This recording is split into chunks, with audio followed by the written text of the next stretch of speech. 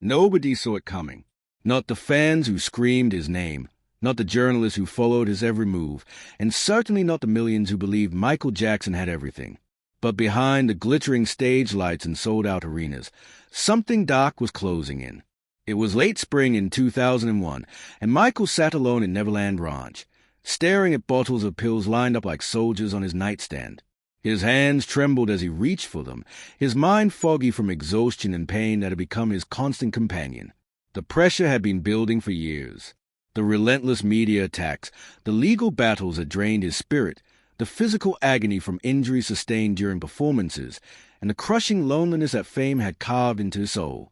He had given the world his music, his heart, his childhood, and somehow it still wasn't enough. The pills promised relief, an escape from the torture of being Michael Jackson. His doctor had prescribed them for legitimate pain, but they had become something else entirely, a dangerous crutch that was slowly stealing his life. That night, as thunder rolled across the California sky, Michael made a decision that terrified him. He picked up the phone with shaking fingers and dialed a number he had kept hidden in his wallet for months. It belonged to someone he barely knew, a therapist named Dr. Sarah Chen, who had once handed him her card after the charity event. She had looked into his eyes that day and said something nobody else had dared to say.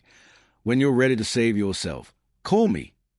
Michael had laughed it off then, but tonight, with tears streaming down his face and his heart pounded with fear, he finally understood what she meant. The phone rang once, twice, and on the third ring, a calm voice answered. Michael opened his mouth to speak, but all that came out was a broken whisper. "I need help." Dr. Sarah Chen didn't hesitate. Within an hour, she was driving through the iron gates of Neverland Ranch, her headlights cutting through the darkness. She had received desperate calls before, but something in Michael's voice had chilled her to the bone. This wasn't a cry for attention. It was a man standing on the edge of an abyss, one step away from falling forever. Security guards tried to stop her at the main house, but she pushed past them with an authority that left no room for argument. She found Michael in his bedroom, sitting on the floor surrounded by medication bottles, his famous sequin glove lying forgotten in the corner. His eyes were hollow, vacant, like someone who had already given up. Sarah knelt beside him, her medical training kicking in as she quickly assessed the situation. Empty bottles, half-empty bottles, a glass of water, and worst of all, a note scribbled on Neverland stationery. She didn't read it. She didn't need to. Instead, she took his hands in hers and spoke with a firmness born from years of pulling people back from the brink. "Michael, look at me. Right now, in this moment, you are not alone anymore." Her words seemed to penetrate the fog surrounding him, and for the first time in months, Michael truly looked at another human being. What happened next would remain secret for years. Sarah made calls, not to tabloids or publicity managers, but to a small team of trusted medical professionals who understood discretion. By dawn, Michael was checked into a private facility under an assumed name, away from cameras and gossip columns. His family wasn't notified immediately. Sarah knew that some rescues required isolation before reunion. The first 72 hours were brutal. Michael's body rebelled against the absence of pills, and his mind conjured demons that made him scream into his pillow. Sarah stayed by his side through every moment, holding his hand during the worst tremors, talking him through panic attacks that left him gasping for air. She became his anchor when everything else was spinning out of control, the steady voice that reminded him why he had made that phone call in the first place.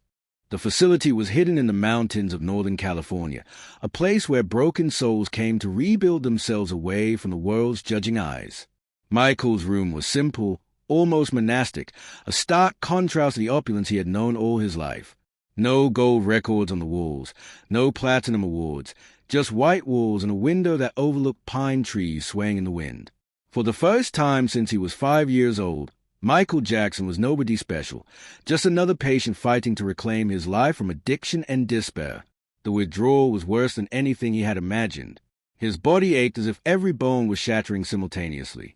Sweat poured from him in rivers, soaking through sheets that nurses changed every few hours. He couldn't eat, couldn't sleep, couldn't think straight. In his darkest moments, he cursed at Sarah for bringing him here, screamed that he wanted to leave, demanded his pills back with a desperation that broke the hearts of everyone who witnessed it. But Sarah had seen this before, and she knew that anger was progress, a sign that Michael was feeling something again instead of just numbness. During group therapy sessions, Michael sat silent, his baseball cap pulled low, sunglasses hiding his famous eyes. Other patients didn't recognize him at first, or if they did, they respected the unspoken rule of the facility. Everyone's past stayed outside those walls. But on the 8th day, something shifted. A young woman named Rachel was sharing her story, talking about how she had lost everything to painkillers after a car accident. Her voice cracked as she described the moment she realized her children were afraid of her.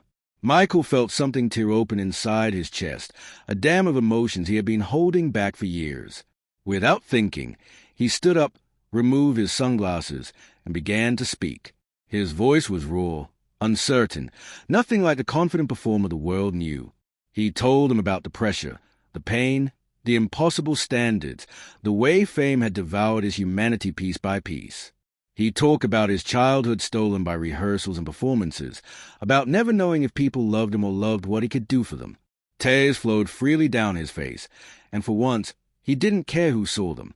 When he finished, the room was silent except for the sound of others crying with him. Rachel walked over and hugged him tightly, and in that embrace between two broken strangers, Michael felt something he hadn't felt in years, genuine human connection without expectation or agenda. Weeks turned into months, and slowly, painfully, Michael began to heal. The physical withdrawal eventually subsided, but the psychological battle was far more complex. Sarah introduced him to techniques he had never considered before: meditation, journaling, even art therapy, where he painted abstract images that reflected the chaos inside his mind. His paintings were dark at first, all blacks and deep purples, swirling masses that looked like storms. But gradually, hints of color began appearing, small dots of yellow and blue that suggested hope was finding its way back in. The hardest part wasn't the therapy or the medication adjustments. It was facing the truth about his life. Michael had to confront the reality that his pain wasn't just physical. The surgeries, the injuries, the chronic conditions were real, but they had become excuses to avoid deeper wounds. He had been running from trauma since childhood, from the abuse his father inflicted, from the loss of normalcy, from the betrayal of people he had trusted. The pills had been a way to silence all of it, to numb himself against memories that surfaced every time he closed his eyes. Now, without that chemical barrier, everything came flooding back with devastating clarity. Sarah pushed him to call his family, particularly his mother Catherine, who had been frantic with worry. Michael resisted for weeks, ashamed of his weakness, terrified of disappointing the woman who had always believed in him. But when he finally made the call, Catherine's first words weren't anger or disappointment. "Baby, I've been praying for you every single day," she said, her voice thick with emotion. "I knew you were hurting. I just didn't know how to reach you." That conversation lasted 3 hours, and by the end, Michael felt something he thought he had lost forever: forgiveness, both from his mother and, more importantly, from himself. The facility allowed him to have a keyboard brought to his room, and Michael began writing music again. But these weren't songs for albums or tours. They were personal compositions, melodies that expressed everything he couldn't put into words. He played late into the night, pouring his soul into the keys, creating beauty from his pain. Sarah would sometimes stand outside his door, listening to the haunting music drifting through the hallway, and she knew that Michael Jackson was finding his way back not just to life, but to the artistry that had always been his truest form of expression and healing. After 4 months, Michael was ready to leave the facility, but he wasn't the same man who had arrived broken and desperate. He was thinner, his eyes clearer, his movements more deliberate. He had learned to live without the pills, replacing them with healthier coping mechanisms and a support system he could trust. Sarah had become more than his therapist. She was a friend who had seen him at his worst and hadn't turned away. Before he left, she made him promise one thing: that he would never suffer in silence again, that he would reach out before the darkness became overwhelming. Returning to Neverland was strange. The ranch felt different, or perhaps Michael was different, seeing it through sober, clear eyes. He made immediate changes, clearing out his medicine cabinets under Sarah's supervision, replacing them with vitamins and approved medications carefully monitored by a team of ethical doctors. He also made the painful decision to reduce his performance schedule, acknowledging that his body had limits and that pushing past them had nearly cost him everything. The entertainment industry didn't understand. and critics accused him of losing his edge. But Michael no longer cared what strangers thought. He had found something more valuable than applause: peace. He never publicly disclosed what had happened during those months he disappeared from the spotlight. The official story was that he had been working on new music in seclusion, and in a way, that was true. But the real work had been internal, a reconstruction of his identity beyond the persona of Michael Jackson, superstar. He started cautiously reconnecting with old friends, repairing relationships damaged by his isolation and addiction. Some welcomed him back immediately, others needed time to trust again. Michael understood and gave them space, knowing that rebuilding trust was a slow process that couldn't be rushed. Years later, after everything that would come after more trials and tribulations and the tragic end that would shock the world, Sarah Chen would remember those months as both her greatest success and her deepest regret. She had saved Michael Jackson's life in 2001, pulling him back from an edge that would have ended everything prematurely. She had given him years he wouldn't have had, time to create more music, to know his children better, to experience moments of genuine joy. But she also knew that rescue isn't permanent, that addiction and pain are battles fought daily, and that sometimes even the strongest warriors grow tired. On the day she heard the news of his death in 2009, she wept not just for the icon the world had lost, but for the fragile, courageous man she had known, who had fought so hard to stay alive and who had finally run out of strength.